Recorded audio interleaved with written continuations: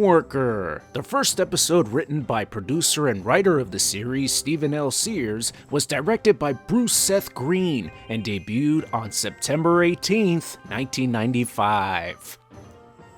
You bloody cowards, Gabrielle has destroyed tens of hundreds of your type. You better not make the mistake of waiting for her to make the first mistake, because she doesn't make mistakes. Another tree bites the dust. Xena is not pleased to find her friend playing with her sword. She says Gabrielle is lucky the tree was unarmed, which draws an unamused look from our bard. Gabi-san, there's a difference between defending oneself and using a weapon. Wielding a sword should always be the last resort. Gabrielle wants to learn how to survive. Number 1, run. Number 2, if you can't run, surrender and then run. Number 3, if you're outnumbered, let them fight each other while you run. Number 4, you talk your way out of it. And Gabrielle can most certainly do that. Wisdom before weapons, says the warrior princess. Picking up a sword makes you a target, and the moment you kill, everything changes. Suddenly, we've got trouble.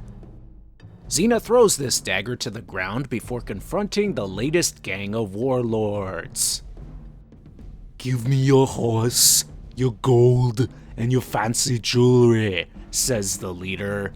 Ow, and your sword, because it's the riddle of steel. The leader thinks a surrender is in order, and Xena agrees. Gabrielle, take their weapons. That is so great.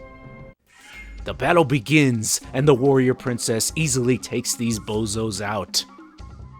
When Xena is disarmed of her sword, Gabrielle picks it up and impersonates Xena's war cry, which is really funny, but it also attracts attackers in the process. Using a staff, the warrior princess doesn't skip a beat, even when the lead warlord chops it in half. Oh, that's why she set up the dagger earlier. Clever woman. However, unbeknownst to our heroines, strange hooded fellows in the trees have seen everything and are most impressed with Gabrielle. See that? You became a target when you picked up the sword. When the two separate to gather supplies, this seller dude also takes a keen interest in Gabrielle, and he seems relieved that the dead highwayman Xena brings up wasn't killed by our bard. I wonder why. Suddenly, a blind elder dude named Elkton needs a halter for his horse, but the seller angrily refuses to do business with him. Xena, who initially asked for a sharpening stone, now wants a halter for her horse. You know he isn't saying no to her. Meanwhile, our bard is deeply fascinated with the vast array of swords. This seller dude questions why she's hanging around town with the threat of Morpheus in the area, but Gabrielle doesn't sweat the god of dreams. You don't look like a fighter, he says, but he'll hook her up with a weapon anyway. This Albanian sword proves to be too heavy for her, and I love how she nearly drops it. Something more petite will have to do. Introducing the breast dagger! Gabrielle is so amused. Back outside, our bard is feeling super motivated by the mountain air, and the breast dagger fell out. The warrior princess will hold onto this, young one. Suddenly, everyone in town is running for cover. Xena orders Gabrielle to get on the horse while she takes out the baddies. The ambush is stopped, but our bard is gone.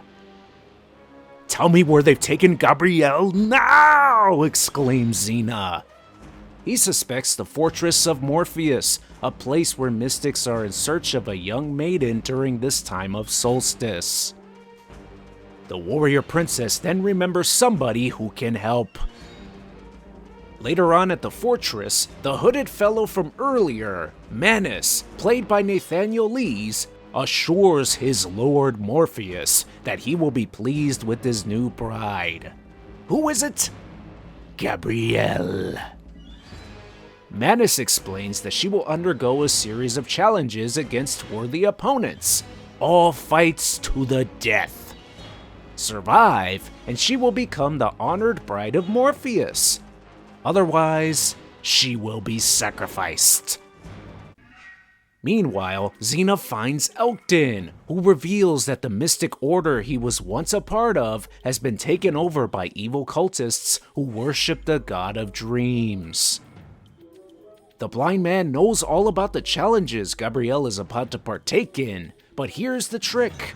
Morpheus is looking to sacrifice her by forcing her to lose her blood innocence, which she will do if she kills any one of her opponents. He agrees to help her out because she's the one he's dreamt about, a warrior woman with a dark past. We're gonna bomb the moon, you idiot. It is decided that Xena must enter the fortress through the world of dreams. Once in the dreamscape, explains Elkton, Morpheus will know all about her and her past, so everything he throws at her to try to stop her will be from her own mind. The warrior princess will only have a few hours at best at beat Morpheus, or else she will die. Unleash the fire of dreams. Xena has entered the dreamscape, where she is greeted by an army of warlords she led during her evil days. She easily gets past them, but her many victims?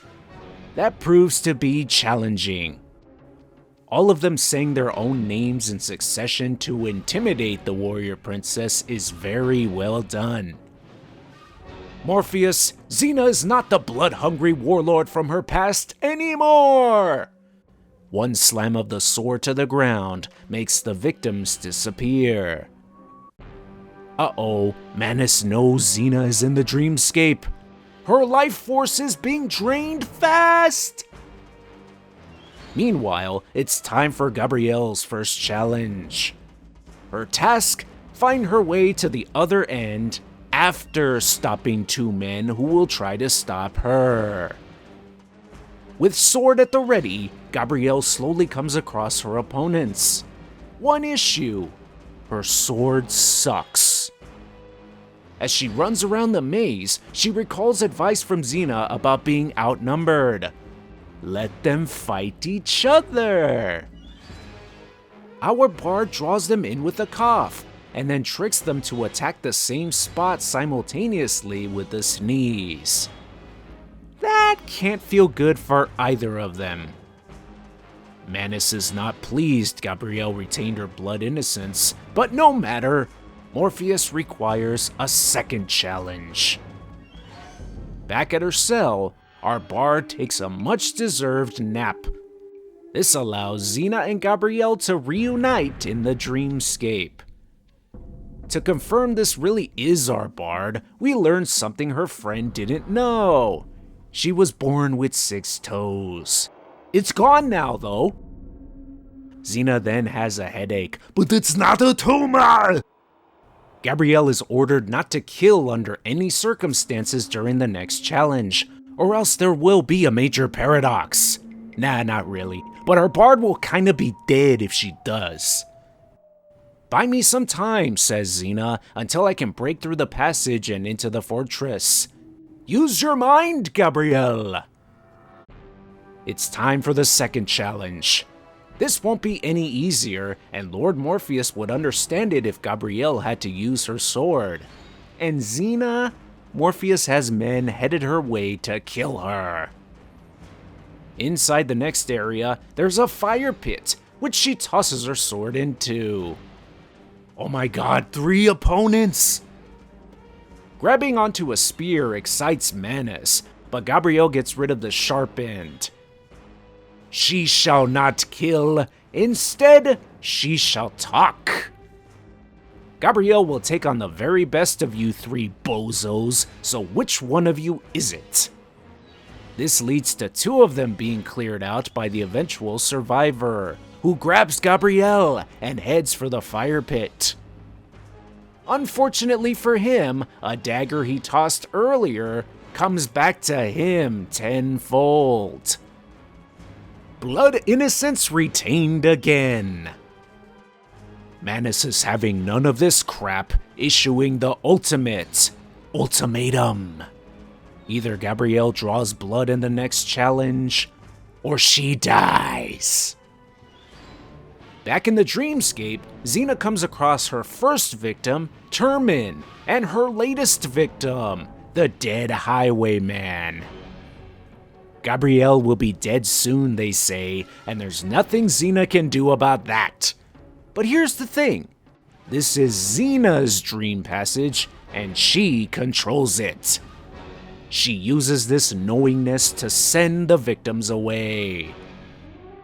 The door at the end of the passage! Finally! Suddenly, somebody in the shadows says Xena hasn't passed the final test. Who is it? Herself. This is so badass. Evil Xena says there's no going through that door without a key.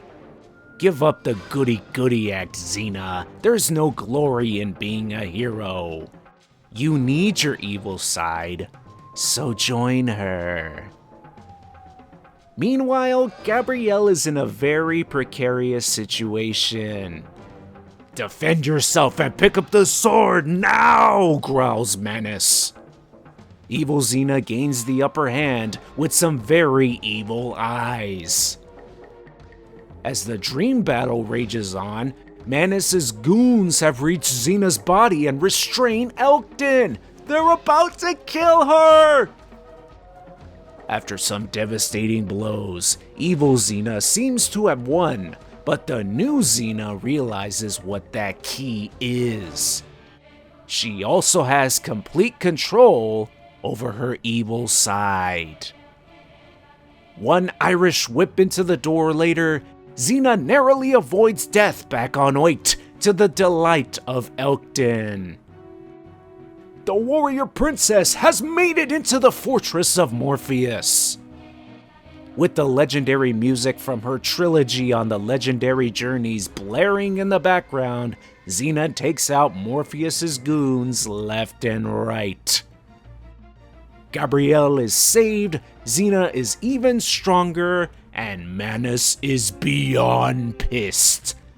But Morpheus Schmorpheus, our bard takes out the priest with a killer right hand. Way to go, you! Peace has been restored in the valley, and Elkton, now with his vision restored, has returned to his rightful place as Mystic Head Priest. The episode ends with a memorable piece of wisdom from the warrior princess when our bard is torn over how close she got to killing someone in the fortress. Gabi-san, look at how calm the surface of the lake is. Now notice the ripples after a rock is thrown into it. The lake may go back to how it once was, but it's forever changed. Such a great episode with a valuable lesson on life. No matter what one has done in their past, at the drop of a dime, they can choose to change and lead a new, more productive life. The individual is always in control. It's also really great to see O'Connor and Lees reunited in this episode after seeing them in the second Hercules telefilm from 1994, Hercules and the Lost Kingdom. Stephen L. Sears continues to look back at this episode fondly 30 years later, and as a diehard fan of this series, it's so cool to see that. To any new fans of this show, you don't want to miss this episode. And to the rest of you who already love this show like I do, go celebrate and watch Dreamworker again now. See you back here again next week for the 4th episode from Season 1, Cradle of Hope.